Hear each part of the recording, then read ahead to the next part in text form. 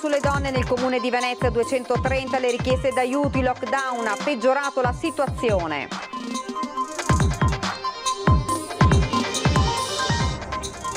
Variazione all'ordinanza anti-assembramenti emessa ieri dal presidente Luca Zaia, potrà esserci un cliente ogni 20 metri quadri anche nelle grandi strutture di vendita. Lavoratori del turismo e delle mense ospedaliere scolastiche protestano a Marghera, chiedono sicurezza sanitaria e garanzie di reddito, noi più penalizzati dalla pandemia. L'attività non si è fermata neanche durante l'estate. Nel plurireparto Covid dell'ospedale di Dolo si lavora senza sosta per curare i pazienti positivi. Da marzo ad oggi sono stati 354. Sulla morte per un colpo d'arma da fuoco della guardia carceraria Assisi, trovato Mazza all'ospedale civile, si indagherà ancora. Il GUP del Tribunale di Venezia respinge la richiesta di archiviazione della Procura. Decine di cittadini marocchini sfruttati nelle campagne tra Vicenza, Verona e Padova, l'operazione dei Carabinieri di Venezia contro il caporalato. Nonostante le limitazioni del Covid, tante iniziative tra Venezia e Mestre. Per la giornata contro la violenza sulle donne, il Teatro Goldoni si tinge di rosso per ricordare le vittime di violenza. Buonasera e ben ritrovati dalla redazione di Venezia. Dunque l'avete sentito ora dai titoli: con l'arrivo del coronavirus sono peggiorati i numeri della violenza sulle donne in comune di Venezia. Le richieste d'aiuto al centro antiviolenza sono 2 alla settimana, dall'inizio dell'anno sono quasi 230. I dati sono stati resi noti in occasione proprio della giornata contro la violenza sulle donne. Sentiamo. L'arrivo del Covid e delle conseguenti limitazioni agli spostamenti ha peggiorato le cose anche per loro. Nel comune di Venezia si contano a centinaia le richieste d'aiuto che arrivano ogni anno al centro antiviolenza da parte di donne vittime di maltrattamenti in famiglia da mariti o ex mariti, fidanzati o ex fidanzati, conviventi o meno. Denunce che purtroppo potrebbero rappresentare solo la punta dell'iceberg, la parte visibile di un fenomeno diffuso quanto spesso sommerso e soprattutto ancora drammaticamente presente, persino in un'epoca come la nostra, che si fregia evidentemente a torto dell'essere moderna e civile. Da aprile a maggio 1/3 delle donne che solitamente si rivolgono al centro nell'arco di un anno si sono appunto rivolte a noi. Il totale, se parliamo di numeri, è di 221 donne quest'anno, almeno fino ad oggi, e dalla pandemia ad oggi almeno 2 donne a settimana si rivolgono al centro. Ovviamente non tutte hanno bisogno dell'ospitalità della casa rifugio, però molte hanno bisogno di essere supportate e seguite dal punto di vista psicologico ma anche giuridico. Durante la prima ondata di coronavirus, l'attività del centro antiviolenza di Venezia è proseguita via social. In pieno lockdown è stato necessario accogliere nelle cosiddette case rifugio 10 donne vittime di violenze domestiche, la cui convivenza era diventata troppo pericolosa per se stesse e per i loro figli. L'amministrazione c'è, le istituzioni ci sono, questo territorio ha una rete dei protocolli anche d'intesa con le forze dell'ordine e con varie enti e associazioni che si occupano proprio di questo. C'è anche la reperibilità H24 attraverso i pronti soccorso non solo di Venezia ma anche di Mestre, e non solo il nostro centro storico di Carpenedo, ma a giugno sono stati aperti 2 nuovi sportelli, uno a Lido e uno a Venezia. Tra le tante iniziative in Comune di Venezia, in occasione della giornata contro la violenza sulle donne, la Presidente del Consiglio Comunale Ermelinda Damiano ha partecipato anche ad una maratona antiviolenza di 8 ore in diretta social, organizzata dall'Associazione Culturale Mestre Mia, con cittadini, politici, esponenti delle forze dell'ordine e della cultura. È un problema comunque che deve essere affrontato seriamente e il miglior modo al momento per affrontarlo è proprio partecipare, sapere che queste sono delle cose importanti e serie, soprattutto per i cittadini, per le famiglie, per i bambini, per i ragazzi, per tutti. 49 donne vittime di violenze sono ricorse alle cure mediche del pronto soccorso dell'ULSS 4 nell'ultimo anno. Una simbolica sedia rossa è stata posta negli ospedali e nei consultori dell'ULSS 4 per sensibilizzare al problema. Quest'anno abbiamo avuto nei servizi consultoriali un'ottantina di prese in carico. Di queste 5 sono state le donne indirizzate a strutture di accoglienza e quindi hanno ricevuto ospitalità. Per quanto riguarda invece i minori in carico ai servizi segnalati nel tempo, oggi ne abbiamo un centinaio circa. Numeri che danno la dimensione del fenomeno della violenza contro le donne che va contrastato su tutti i fronti. ULSS 4, forze dell'ordine, associazioni del territorio uniscono le risorse per dire basta e sensibilizzare al problema. Da anni noi facciamo questo tipo di attività con i fondi della Regione Veneto, che ringraziamo perché ci permettono anche di creare delle case dell'accoglienza, di aiutare anche economicamente le donne in difficoltà e i loro figli. Con centri antiviolenza, educativi, di protezione della famiglia e con gli sportelli antiviolenza nei comuni di Jesolo e Musile di Piave, la Fondazione Ferrioli Bo ha registrato quest'anno 478 richieste di aiuto. 139 donne sono state prese in carico ed inserite in un percorso protetto. Per la ricorrenza di oggi la Fondazione ha rilanciato l'iniziativa costituita da una sedia rossa posizionata negli ospedali e nei consultori. La Fondazione, che ha sede qui a San Donà di Piave, ha 2 servizi in particolar modo legati alla violenza, che sono quelli del centro antiviolenza antistalking La Magnolia e del CERA, il centro educativo alle relazioni affettive, che è un centro per il recupero di chi agisce violenza nei rapporti affettivi. Fondamentale anche l'attività svolta dalle forze dell'ordine con l'attivazione di un'area chiamata Una stanza tutta per sé. È stata creata una stanza dotata di ogni comfort per quanto riguarda la violenza di genere, quindi una stanza assolutamente neutra. Una stanza dove non ci sono in realtà computer, è dotata ovviamente di sistemi per la registrazione sia audio che video delle vittime, per permettere proprio alle stesse di aprirsi tranquillamente alla presenza di un ufficiale di polizia giudiziaria. Ed ora continuiamo con l'emergenza Covid ed il bollettino di questa sera. Giunto proprio ora, sono 2064 le persone contagiate in più questa sera. Per quanto riguarda Venezia sono 309 in totale. Le persone ricoverate in ospedale sono 2549, 319 sono le persone che si trovano in terapia intensiva. Tamponi a tappeto da Auronzo di Cadore, ma anche mini zone rosse nella Valle dell'Agno. Queste alcune delle nuove misure decise dalla Regione Veneto per arginare la corsa del Covid. Noi siamo in fascia 5, siamo entrati ufficialmente con tutte le province, in fascia 5 con i ricoveri. Ricoveri ospedalieri, il Veneto è ufficialmente in fascia 5 con criticità diverse a seconda delle aree e presto in alcuni comuni potrebbero arrivare misure ad hoc con mini zone rosse e tamponi a tappeto. Lo annuncia il presidente della regione in riferimento alla Valle dell'Agno e ad Auronzo di Cadore. Faremo da quel che so io una campagna di tamponi.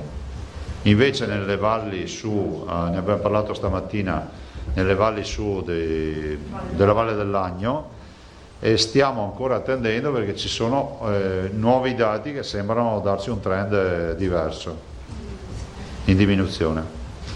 Però non escludiamo sulle valli dell'Agno delle restrizioni ulteriori, definiamoli, a voi piacciono queste notizie, no? Il mini lockdown, ma chiudere i bar, quelle robe lì, insomma. Nel frattempo è leggermente variata rispetto alla prima stesura l'ordinanza anti-assembramenti firmata ieri da Zaia relativamente al numero massimo di clienti per i negozi.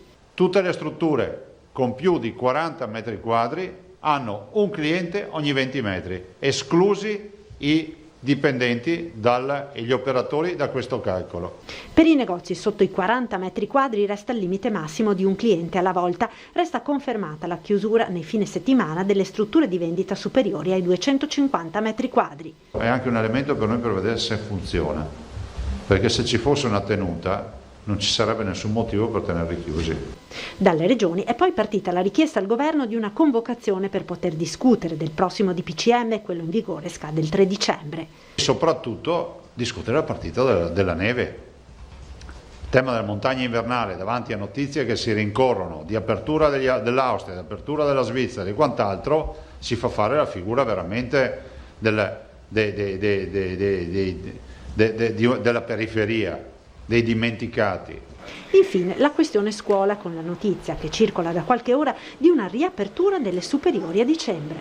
Io non sono contro la scuola in presenza, così evito anche qui un flusso di messaggi, però dico semplicemente che ormai la letteratura scientifica si dice che i cluster più importanti sono stati messi in piedi dei grandi diffusori, che sono i ragazzi, che sono sostanzialmente tutti asintomatici ma hanno cariche virali molto spesso elevate.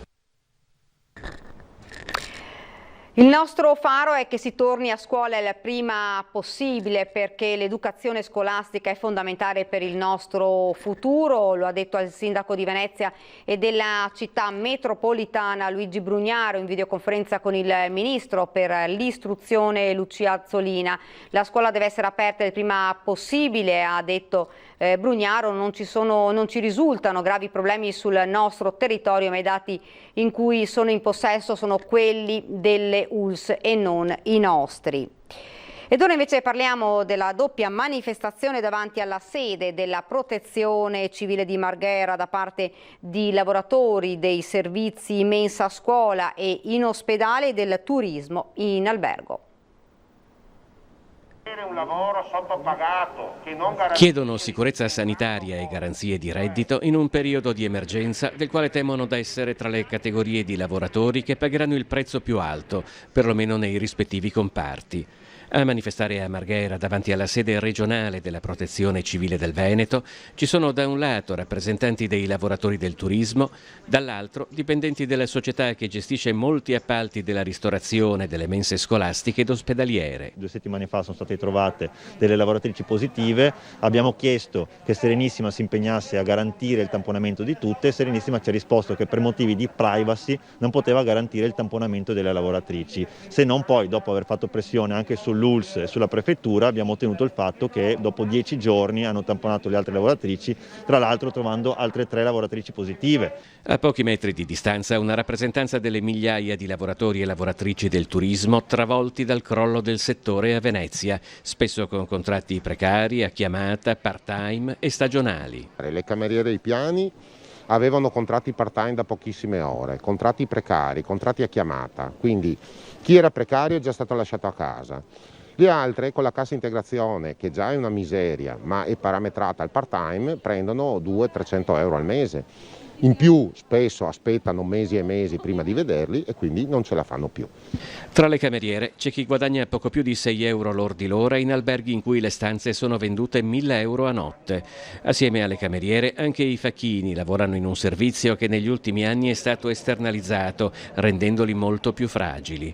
Ma garanzie di reddito sono chieste anche per i lavoratori del settore ristorazione nelle mense di scuole e ospedali. Serenissima ha deciso di non anticipare la FIS, cosa che è nel loro potere ovviamente, però per una società grande di 9.000 dipendenti che comunque appunto ha in mano quasi il monopolio degli appalti pubblici delle mense e delle ristorazioni è una cosa vergognosa, cioè per far sì che le lavoratrici delle mense, in particolare quelle scolastiche, debbano passare 2-3 mesi senza avere lo stipendio, dovendo aspettare i tempi dell'INPS e della regione, è una cosa assolutamente vergognosa.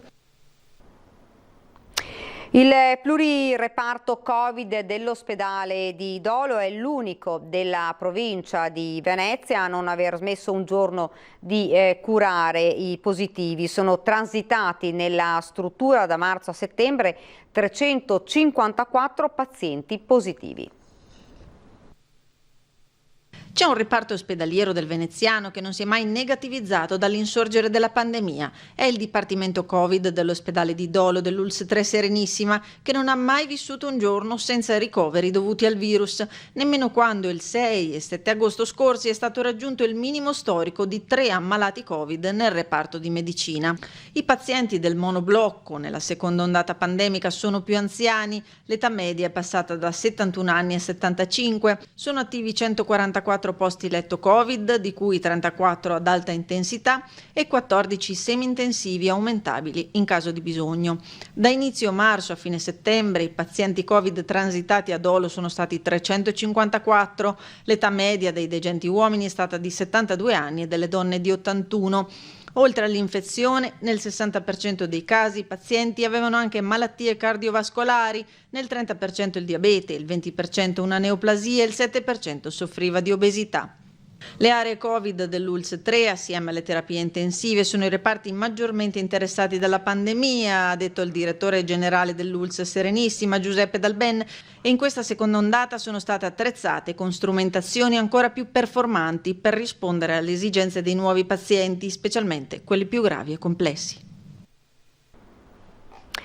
Sulla morte per un colpo d'arma da fuoco della guardia carceraria Sissi trovato Mazza all'ospedale civile di Venezia si dovrà ancora indagare. La giudice per le udienze preliminari del Tribunale di Venezia ha infatti nuovamente respinto la richiesta di archiviazione della Procura. È stato un suicidio? A 4 anni di distanza rimane ancora incerta la paternità del colpo di pistola esploso in un ascensore dell'ospedale civile di Venezia che costò la vita a Sissi Trovato Mazza, agente di polizia penitenziaria al carcere femminile della Giudecca. La giudice per le udienze preliminari del Tribunale di Venezia ha infatti nuovamente respinto la richiesta di archiviazione della Procura, secondo la quale la giovane si è tolta la vita, disponendo ulteriori approfondimenti sul caso come era stato richiesto dalla famiglia. Da un lato controllare celle telefoniche e i tabulati del cellulare della ragazza, ma anche raccogliere la testimonianza di una collega che sarebbe a conoscenza di un tentativo di violenza tra agenti che Maria Teresa Mazza avrebbe minacciato di denunciare. C'è poi da approfondire una ricostruzione della dinamica dello sparo che per l'assenza di tracce di sangue in una parte della cabina dell'ascensore sarebbe compatibile con la presenza di una seconda persona. Contro l'ipotesi di un omicidio ci sono però l'assenza di avvistamenti di persone sospette sul luogo della tragedia, oltre al rischio che condurre un'azione premeditata in un luogo come l'ascensore dell'ospedale civile avrebbe comportato per chi la portava a termine. La vita di Sissi è finita a 28 anni il 12 gennaio 2019, dopo oltre 2 anni di coma. Le indagini proseguono. E sul possibile rientro degli studenti nelle classi arriva anche la dichiarazione del ministro Azzolina, dice: ho molto apprezzato lo spirito di collaborazione emerso dalla riunione di oggi con i sindaci delle aree metropolitane, siamo tutti d'accordo che la scuola sia una priorità, lavoriamo insieme per riportare gradualmente gli studenti in classe, così appunto oggi la ministra Lucia Azzolina. Ed ora ci fermiamo per una breve pausa pubblicitaria.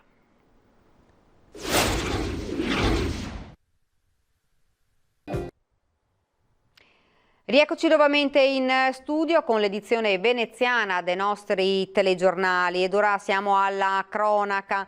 Decine di cittadini marocchini sfruttati nelle campagne di Vicenza, Verona e Padova all'operazione dei Carabinieri di Venezia contro il caporalato.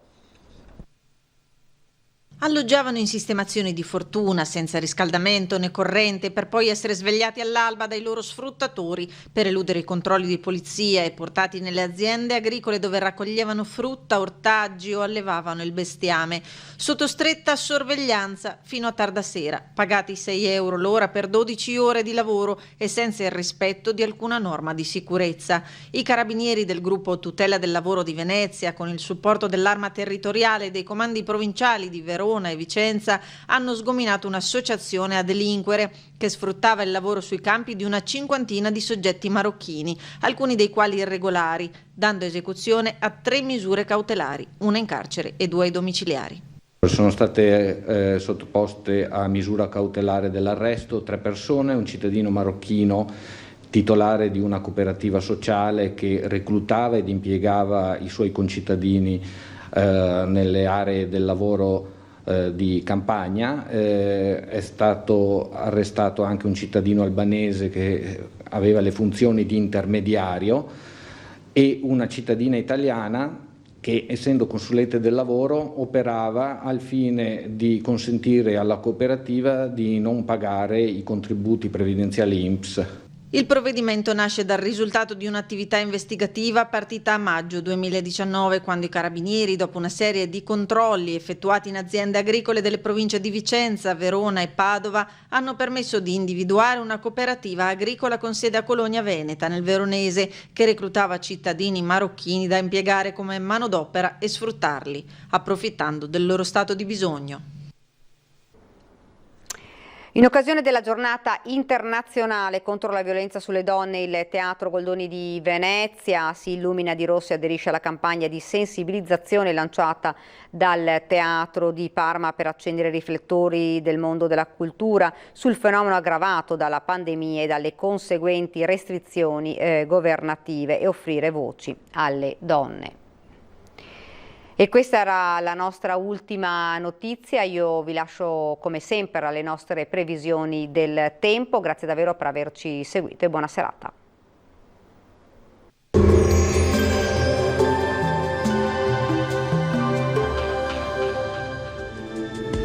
Bentrovati al meteo. Alta pressione ancora ben presente, dunque tempo stabile sul nostro territorio. Vediamo insieme il dettaglio di giovedì 26 novembre. Sul Veneto cielo in prevalenza sereno un po' su tutta la regione, salvo per risultare poco nuvoloso al mattino per i passaggi di nubi alte, in un contesto però che rimane sempre soleggiato. Locali foschie o nebbie in pianura, nelle ore più fredde talvolta anche fitte. Temperature minime tra -2 e 3 gradi, valori massimi compresi invece tra i 9 e i 12 gradi all'incirca. Ci spostiamo ora sul Friuli Venezia Giulia. Anche qui sarà bel tempo con tanto sole, soprattutto in montagna, maggiori annuvolamenti ma del tutto innocui invece in pianura. Temperature minime tra lo 0 e i 7 gradi, massime sugli 11-12 gradi. Infine uno sguardo alla situazione del Trentino Alto Adige, nessuna novità, anche qui sarà soleggiato ovunque, il cielo si presenterà sereno o al massimo poco nuvoloso. Temperature minime intorno a -1, massime sui 9 gradi.